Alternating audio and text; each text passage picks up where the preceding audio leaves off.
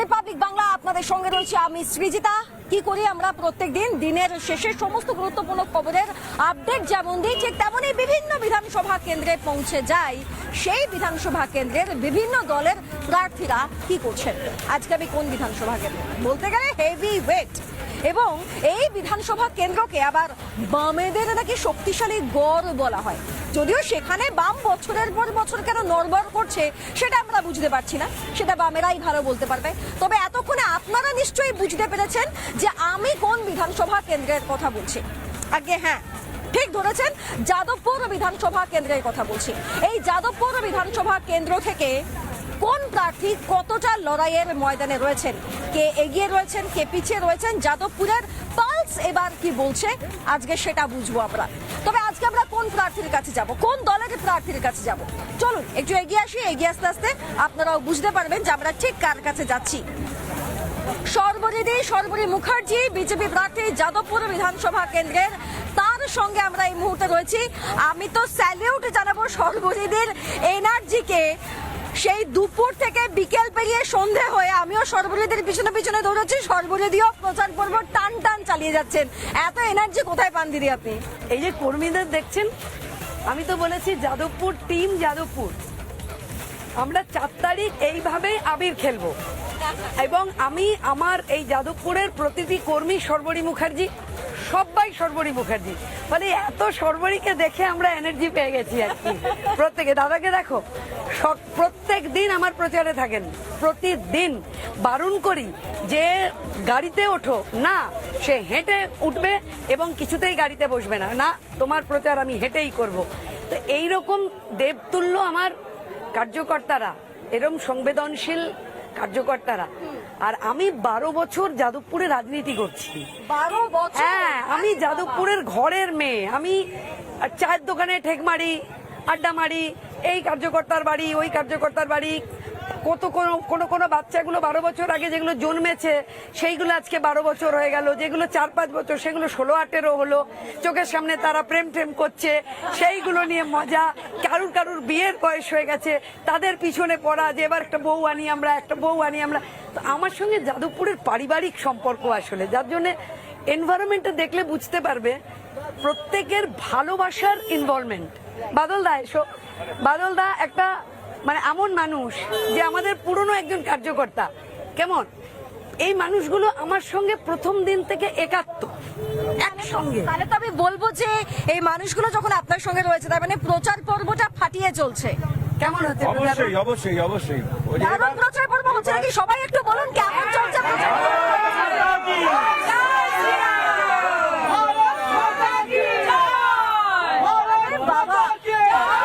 যাদবপুরের মাটিতে পালস বোধহয় এখন থেকেই বুঝতে পারছি। মানে যাদবপুরকে বারবার বলা হয় লালগড়, এবার কি তাহলে গেরুয়াগড়? আরে এটা বেকার কথা। যাদবপুরের মাটি হচ্ছে উদ্বাস্তুর আশ্রয়স্থল। একের পর এক কলোনি গড়ে উঠেছিল, লাখো মানুষ শিয়ালদা স্টেশন থেকে বুকের মধ্যে তার কুলদেবতাকে আঁকড়ে, ঘরে স্ত্রী সন্তানকে কোলে নিয়ে, কাঁখে নিয়ে, পুটুলি নিয়ে তারা যাদবপুরের এই কলোনিগুলোতে এসেছিল, গড়ে উঠেছিল একের পর এক কলোনির ধুতি খুলে, যতটা ধুতির খুঁট ততটা জমি শাল বলগা পুঁটে মাথায় প্লাস্টিক লাগিয়ে তাদের জীবন যাপন শুরু হয়েছিল। এবং যারা তাদেরকে এখানে আশ্রয় দিয়েছিল, যেহেতু মাথায় ছাদ দিয়েছিল, তাই তারা ভুলিয়ে দিল যে কেন তারা এসেছে। জাতের লড়াইটাকে ভাতের লড়াইয়ে যারা কনভার্ট করে দিল, তারা এক দীর্ঘ 34 বছর ধরে মানুষের সঙ্গে অন্যায় করলো।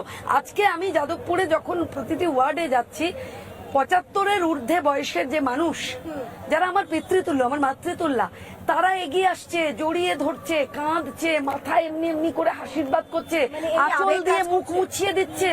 এবং আমি সবাইকে কি বলছি? আমি বলছি যে আমি দুর্নীতি মুক্ত, সন্ত্রাস মুক্ত, সিন্ডিকেট মুক্ত যাদবপুর গড়ে তুলব। একদম।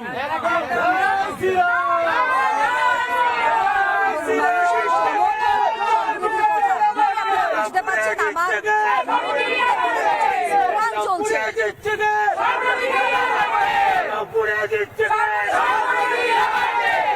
সর্বরী মুখার্জির জন্য চলছে। এবার এই করতে করতে আমি পরবর্তী প্রশ্নের দিকে চলে যাই, যে বিষয়টা নিয়ে মানে খুবই মর্মান্তিক একটা ঘটনা, যেটা আমরা জানি যে রাহুল অরুণোদয় বন্দ্যোপাধ্যায় মানে মানে আমি জানি না, মানে এই কথাটা বলতে গেলেও হয়তো আমাদের অনেকের গলার কাছে দলা পাকিয়ে যাচ্ছে। তবে এটা বলার আগে, এই বিষয়টা নিয়ে প্রশ্নে যাওয়ার আগে আমি আপনাদেরকে শোনাবো যে ইউনিটের একজন ব্যক্তি, একজন সদস্য, তিনি কি জানিয়েছেন আগে একবার শুনুন। স্পটে ছিলাম না, আচ্ছা, কারণ আমার টাকা হয়ে গেছিলো, আর্টিস্ট ছাড়ছিলাম হোটেল থেকে। আচ্ছা, তখন খবর এসছে যে রাহুল জলে নেমেছে, ভেসে যাচ্ছে। আপনার ছিলেন? আমি ছিলাম না, আমরা প্যাকা হয়ে গেছে, আর্টিস্ট ছাড়ছিলাম, আর্টিস্ট পড়ে গেছে। তবে গেলাম তো বোট ছিল, সেফটি বোটে তুলেছে। তারপরে সন্ধ্যা হয়ে আনতে মানে যে গেছিলেন, আপনাদের কোনো পারমিশন নিয়েছিলেন? থানা টানা বলা ছিল? থানা বলে তারপরেও কি করে হলো এটা? থানা কোনো নিরাপত্তা দিয়েছিল? হ্যাঁ, নিরাপত্তা তো আমরা করেছি, নিজের থেকে দেওয়া ছিল? বোটিং ছিল। ওনাকে জলে নামতে মানা করেছে, বারবার জল। সব যদি আমাকে একটা কথা বলুন, সমুদ্র তীরবর্তী অঞ্চলে শুট হচ্ছে, সেখানে তো ন্যূনতম একটা নিরাপত্তা থাকবে, পুলিশকে তো জানাতে হবে, এলাকার প্রশাসনকে জানাতে হবে। টলিউড ইন্ডাস্ট্রিটা চলছে কি করে? উড়িষ্যা বলছে তো যে আমাদের কাছে কোনো পারমিশন ছিল না। আমার কথা হচ্ছে, যারা কাজ করতে গেছিলেন, যে প্রযোজক টিম, তারা আপনারা কোনো সিকিউরিটি রাখলেন না, ডুবুরি রাখলেন না। অ্যাক্সিডেন্ট তো যে কোনো সময় হতে পারে, আমরা যারা শিল্পী, যারা দীর্ঘদিন ধরে এই চর্চাটা করছি, প্রত্যেকের সঙ্গে কিছু না কিছু। আমার মনে আছে যেদিন ইটিভি প্রথম শুটিং শুরু করি, ইটিভি লঞ্চের যে সিরিয়াল ছিল মা মনসা, তার প্রথম দিন শুটিং এ আমি এবং দুলাল লাহিড়ী একটা নৌকোর মধ্যে শুট করতে গিয়ে নৌকোটা উল্টে গেছে। ভয়ঙ্কর। তো আমি এবং দুলালদা দুজনকে তারা উদ্ধার করে, দুদিন শুটিং অফ ছিল। ইটস অ্যান অ্যাক্সিডেন্ট, এটা হতেই পারে, কিন্তু এত নানা রকম কথা কেন, এত অসঙ্গতি কেন? সহশিল্পী বলছেন যে চলছিল, প্রোডাকশন ম্যানেজার বলছেন না, শুটিং প্যাক আপ হয়ে গেছিল, ও একা একা হাঁটছিল। এর মানে কি? কেউ বলছে হাঁটু জল, কেউ বলছে না নৌকো থেকে পড়ে গেছে।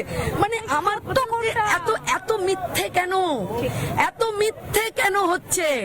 কার ভয়? কাকে ভয়? কার্ড চলে যাবে, কার্ডটা ল্যাপস হয়ে যাবে, কাজ কেড়ে নেবে, তার জন্য সহকর্মীর এই মর্মান্তিক মৃত্যু, তার জন্য মুখ খুলে বলা যাচ্ছে না। একটা ইউনিট মানে তো একটা দুটো লোক নয়, তাহলে কেউ কথা বলছেন না কেন? কিসের ভয়? আমাদের তো কোনো নিরাপত্তা নেই। আমরা যারা বিনোদন জগতে কাজ করেছি, আমার নয় 5 বছর কাজ বন্ধ করে দিয়েছে, কিন্তু তার আগে তো একটা দীর্ঘ 20 বছরের ক্যারিয়ার আমার। সেই ক্যারিয়ারে আমি অবাক। এই কিছুদিন আগে রাহুল দেখলাম একটা কোথাও ইন্টারভিউ দিয়ে বলল যে আমাদের তো নিরাপত্তা নেই, নিরাপত্তা থাকে। তার শিকারই বোধহয় রাহুল নিজে হয়ে গেলেন। এবং অবাক কাণ্ড, ছেলেটাকে জল থেকে যখন তোলা হয়েছিল, তখনও নাকি প্রাণটুকু ছিল, সিপিআর ছিল না। মানে এটা কি? একটা মানুষ চলে গেল পৃথিবী ছেড়ে, মানে এর দায় নিতে হবে। আমরা পূর্ণাঙ্গ তদন্ত চাই। আমি আমার তরফ থেকে আর্টিস্ট ফোরামকে বলবো যে একদম পূর্ণাঙ্গ তদন্ত, যে কি আসল রহস্যটা কি, কিভাবে চলে গেল এই ছেলেটা। এই সহজকে কি বলা হবে? ছোট্ট সহজ, যার বাবা কাজ করতে গেছিল আর ফিরে এলো।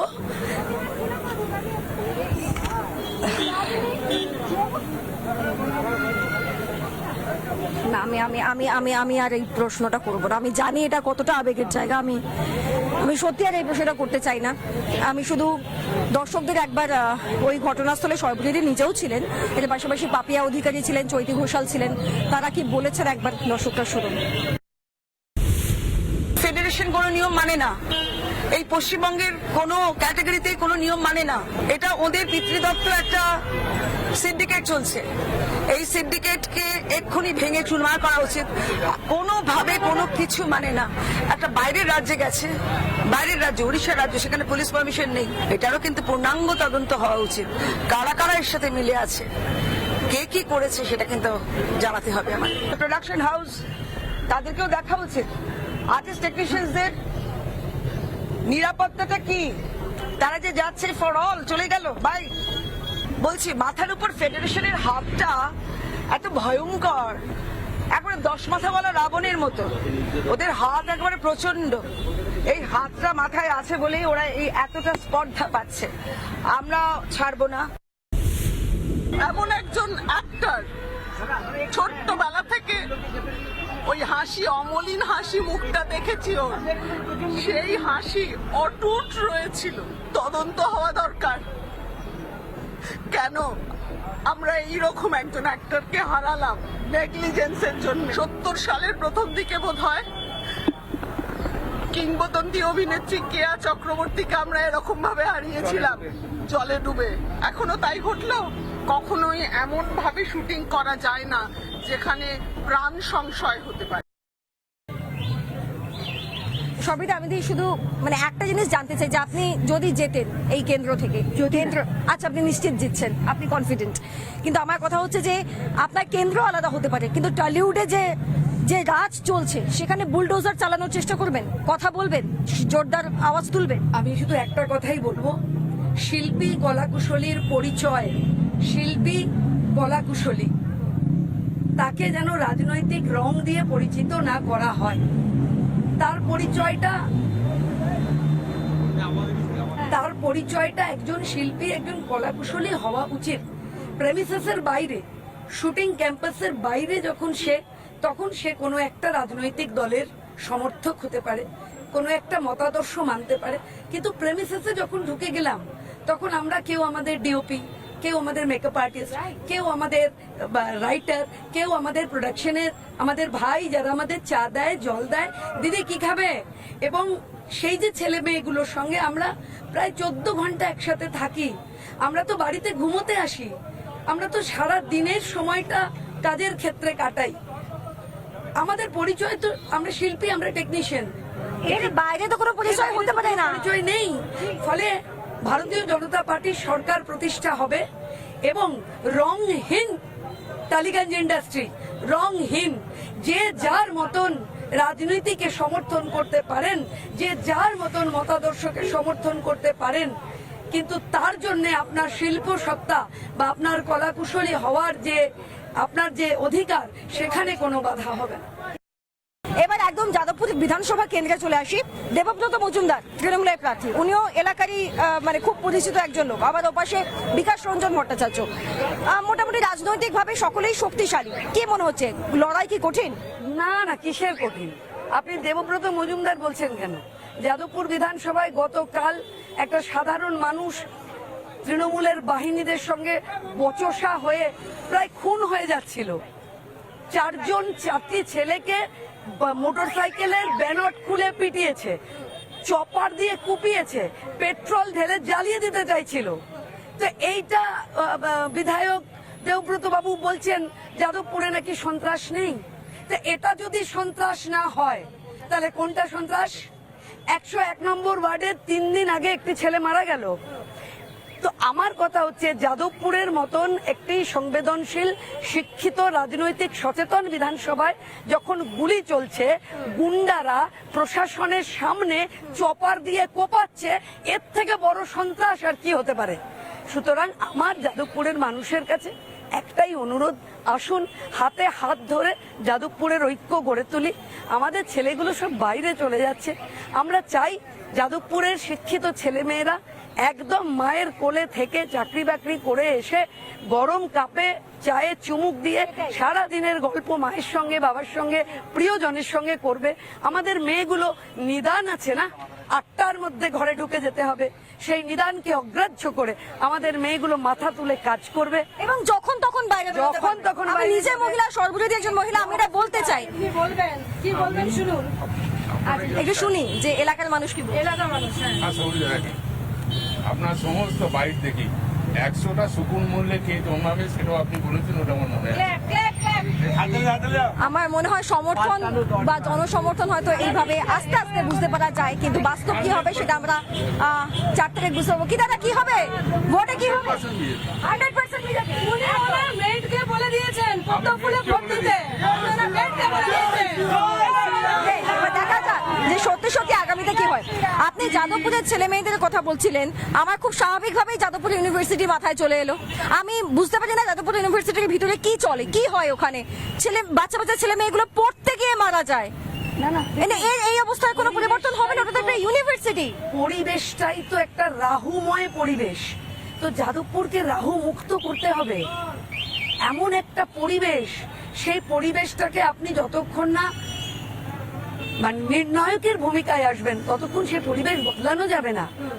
যাদবপুরের চারিদিকে বিভিন্ন জায়গায় পিজি করে ছেলেমেয়েগুলো থাকে, ফলে একটা পরিস্থিতি তৈরি করা, একটা পরিবেশ তৈরি করা, সেইটা দরকার। আর যিনি শাসক দল, তার সম্পর্কে আর কি বলবো, কারণ তাকে ব্যক্তি হিসেবে আমি ট্রিট করছি না। আমি জানি প্রাতিষ্ঠানিক দুর্নীতির আকর হচ্ছে তৃণমূল কংগ্রেস। তাই এই যাদবপুরের মানুষ যারা আজকের পরেও তৃণমূলকে ভোট দেবেন, তারা 26,000 চাকরি বাতিল করলো এবং সেই শিক্ষিত ছেলেমেয়েগুলো রাস্তায় বসে জুতো পেটা খেলো, পিএইচডি স্কলারগুলোকে লাঠি পেটা করা হলো। আপনারা যারা লাঠি পেটা করলেন, জুতো পেটা করলেন, তাদেরকে সমর্থন করছেন। 40 লক্ষ যুবক যুবতী পরিযায়ী হয়ে গেল, আপনারা তাদের সমর্থন করছেন।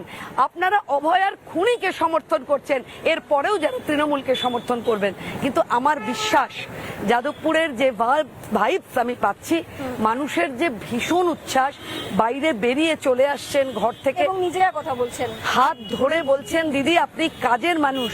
যাদবপুরের মানুষ 4 তারিখ কি করেন? আমরা যখন সরকারিদের সঙ্গে যাদবপুর কেন্দ্র নিয়ে কথা বলছি, তখন আপনাদের একবার আমরা নজর টানবো নন্দীগ্রামের দিকে। সেখানে শুভেন্দু অধিকারী, রাজ্যের বিরোধী দলনেতা, তিনি ফের লড়াইয়ের ময়দানে নন্দীগ্রাম থেকে এবং ভবানীপুর থেকে তিনি নন্দীগ্রামে নমিনেশন জমা দিয়েছেন। সেখানের ছবিগুলো দেখুন, একটা প্রতিবেদন দেখুন, ফের আমরা আসছি।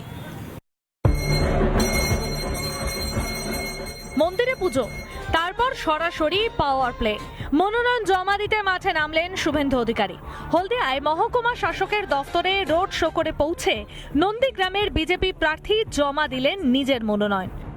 শুভেন্দু অধিকারী 210 নন্দীগ্রাম বিধানসভার একটি আসন পূরণ করার উদ্দেশ্যে মনোনীত হয়ে ঈশ্বরের নামে শপথ করছি যে আমি বিধি দ্বারা প্রতিষ্ঠিত ভারতের সংবিধানের প্রতি সম্পূর্ণ শ্রদ্ধা ও নিষ্ঠা জ্ঞাপন করব এবং আমি ভারতের সার্বভৌমত্ব অখণ্ডতা অক্ষুণ্ণ রাখব।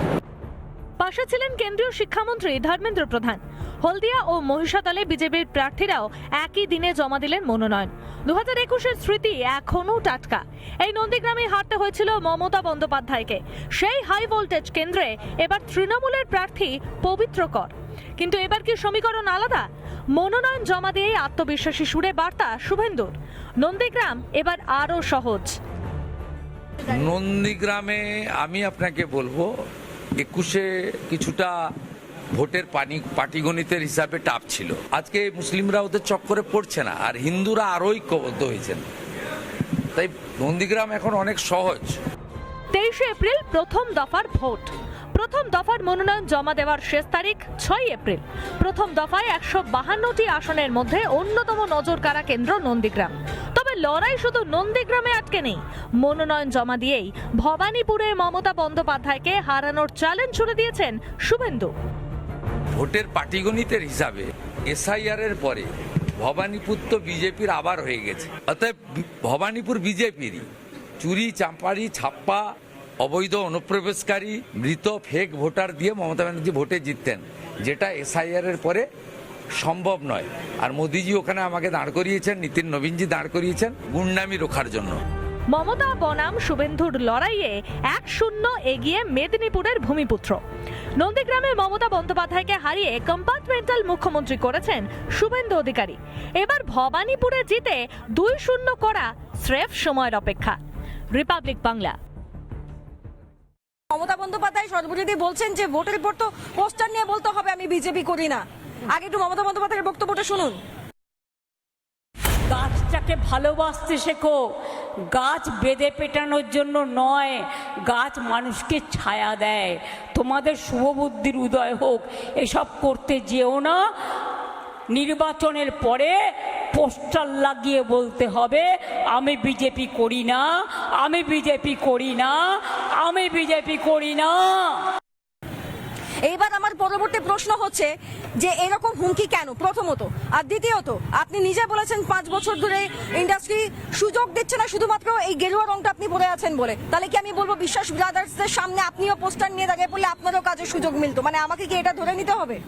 না না, দেখুন, এসব ধুমকি হুমকি এইগুলো যখন দিচ্ছেন, তার মানে বিষয়টা হচ্ছে ইনসিকিউরিটি। রাইট। আমরা বলি তো, আমরা ধরুন আমাদের চারপাশে দেখি যখন মানুষ ইনসিকিউর হয়ে যায়, আপনি চেয়ার নিন না, যখন মানুষ ইনসিকিউর হয়ে যায় তখন এইসব কথা বলে। বাংলার মানুষ যে তৃণমূলের কাছ থেকে সরে গেছে সেটা সব থেকে বেশি যিনি জানেন তিনি মমতা বন্দ্যোপাধ্যায়, যার জন্য এই অসঙ্গতি কথার মধ্যে এই ধরনের কথা বেরোচ্ছে। তো আমার কথা হচ্ছে যে ঠিক আছে, যেটা হবে 4 তারিখ দেখা হবে। এ লড়াই তো বিজেপি তৃণমূলের নয়, এ লড়াই তৃণমূল ভার্সেস বাংলার মানুষ। এখানে বসুন। বাংলার মানুষ ঠিক করে নিয়েছে যে এই লড়াইটাতে বাংলার মানুষ তৃণমূলকে পরাজিত করবে, ভারতীয় জনতা পার্টির সরকার গঠন হবে। এটা মানুষের ঠিক, এটা মানুষের অন্তরের কথা। আরে আপনারা পতাকা ছিঁড়ছেন, ফ্ল্যাগ ছিঁড়ছেন, নিকুচি করেছে, ছিঁড়ুন, কত ছিঁড়বেন, ছিঁড়ুন। মানুষের হৃদয়ে লেখা হয়ে গেছে বিজেপির নাম, আপনারা সেইটা কি করে বুঝবেন? আপনাদের আমি তো বলছি, যাদবপুরের মানুষকে তো বলছি যে সন্ত্রাস মুক্ত, সিন্ডিকেট মুক্ত, ভয় মুক্ত যাদবপুর গড়ে তুলবো আমি। আপনাদের কাছে আমার অঙ্গীকার। 105 নম্বর ওয়ার্ডে আমার ওয়ার্ড সভাপতি কোথায় গেল? আমার ওয়ার্ড সভাপতি রয়েছে সুব্রত, ওর সভায় পাথর ছুঁড়ছে। আপনার সভায় পাথর ছুঁড়েছে? কারা ছুঁড়েছে? টিএমসি লোকরা, গুন্ডা বাহিনী, আবার কারা মারে। সভা করার আগে তো পুলিশের অনুমতি নেন আপনারা? অনুমতি নিয়েছি, সব করেছি। পুলিশ ছিল? পুলিশ ছিল, সামনেই পাথর ছুঁড়েছে? সামনেই পাথর ছুঁড়েছে। ভোট আসছে, তৃণমূলের সমস্ত বাহিনী তারা ফাটা মোটর বাইক নিয়ে ঘুরবে, তারা চপার নিয়ে ঘুরবে, তাদের কোমরে নল গোজা থাকবে, তবে না তৃণমূল বাহিনী। কিন্তু শুনুন, এইবারটা ওরা এটা করতে পারবে না। এটা যে করতে ওরা পারবে না সেটা ওদের কাছেও ইনফরমেশন আছে। একটু আগে থেকে একটা ছবি দেখাবার চেষ্টা করছে, আমরা এটাকে পাত্তাও দিচ্ছি না, কারণ আমরা জানি যে এবার যে পরিবেশে নির্বাচন হবে তাতে মানুষ তার বাড়ি থেকে বেরিয়ে বুথে গিয়ে শান্তিপূর্ণ ভোট দিতে পারবেন। বেশ, আমি পরবর্তীতে যাই, একটু চায়ের অপেক্ষায় আমরা সবাই রয়েছি, চাটা আসতে থাক। তবে তার পাশাপাশি আমি একটু সর্বরেদি শুনুন না, বলছি যে আপনি তো কবিতা লেখেন, আমাকে 4 লাইন শোনান, 4 লাইন, যেটা আপনার ইচ্ছা, 4 লাইন। আমার কথা হচ্ছে যে জানি জানি সবাই জানে, তুমিও জানো আমিও জানি, পিসিয়ার ভাইপো মিলে লুটে নিল রাজ্যখানি। জানি জানি সবাই জানে, তুমিও জানো আমিও জানি, পিসিয়ার ভাইপো মিলে লুটে নিল রাজ্যখানি। কত কিছু বলার ছিল, কত কথা এখনো বাকি, মানুষের কথা বলে মানুষকে আজ দিলে ফাঁকি। দিদি তুমি বলেছিলে সিঙ্গুর হবে 3 ফসলি, হায় দিদি সিঙ্গুরে আজ হাহাকারে রলি গলি। আচ্ছা, আমি আর সময় অপচয় একদম করবো না, আমি ঝট করে র্যাপিড ফায়ারে চলে যাবো। হ্যাঁ, 2টো নাম, একটা বলতে হবে অথবা একটা শব্দে বা একটা সেন্টেন্সে উত্তর দিতে হবে। অভিনয় না রাজনীতি, কোনটা বেশি কঠিন? কঠিন অবভিয়াসলি রাজনীতি। আচ্ছা, যাদবপুরের সব থেকে বড় সমস্যা কি, এক শব্দে? যাদবপুরের সব থেকে বড় সমস্যা সিন্ডিকেট। যদি আমরা রাজনৈতিক মতভেদ কয়েক সেকেন্ডের জন্য সরিয়ে রাখার চেষ্টা করি, তাহলে মমতা বন্দ্যোপাধ্যায়ের সব থেকে বড় রাজনৈতিক গুণ? উনি একটা দীর্ঘদিনের রাজনীতির সঙ্গে যুক্ত আছেন, মানুষের পালস বোঝেন। আচ্ছা, বিজেপিতে আইডল কে হতে পারে? আমার বরাবরের আইডিয়াল সুষমা স্বরাজজি, আর যদি রাজ্যে দেখি শ্রমিক দা। আচ্ছা, বেশ। মিঠুন চক্রবর্তীকে কেমন লাগে? দারুণ দারুণ দারুণ দারুণ। দাদা তো মানে আমি ছোটবেলাতে বইয়ের পাতায় শুধু দাদার ছবি থাকতো, এবং দাদাকে ইনফ্যাক্ট সেদিন ব্রিগেডে বললাম, ও ব্রিগেডের মাঠে, যে দাদা কত বকানি খেয়েছি, বইয়ের মধ্যে তোমার ছবি। আমি আর আমার ভাই দুজনে কম্পিটিশন ছিল, ওর কাছে কটা ছবি, আমার কাছে কটা ছবি। ফ্যানগার্ল মোমেন্ট পুরো। আচ্ছা, কে ভালো বিরোধী নেতা? মানে আমি বিরোধী দলনেতা হিসেবে বলছি না, বিরোধিতার দিক থেকে কোন নেতাকে আপনি এগিয়ে রাখবেন, মমতা বন্দ্যোপাধ্যায়, শুভেন্দু অধিকারী? আমি দেখুন, যে মুহূর্তে দাঁড়িয়ে আমরা শুভেন্দুদাকে বিরোধী দলনেতা দেখছি, তাতে আমি নিশ্চয়ই শুভেন্দু অধিকারীকেই এগিয়ে রাখবো। কারণ আমার কাছে এই সময় দাঁড়িয়ে আমি যে দলে আছি, শুভেন্দু অধিকারী দাদার যে ভয়ঙ্কর প্রভাব, সেটা অনস্বীকার্য আমার দলে। Thank you. সর্বরিদির সঙ্গে বেশ কিছুটা সময় আমরা কাটালাম, তার জন্য সর্বরিদিকে ধন্যবাদ আমাদেরকে সময় দেওয়ার জন্য। আর দিনের শেষে আজকে আমি ছিলাম যাদবপুর বিধানসভা কেন্দ্রে বিজেপি প্রার্থীর সঙ্গে। এরপর কোথায় যাব, কার কাছে যাব, তার জন্য নজর রাখতে হবে আপনাদেরকে রিপাবলিক বাংলায় প্রত্যেক দিন ঠিক রাত 11টায়।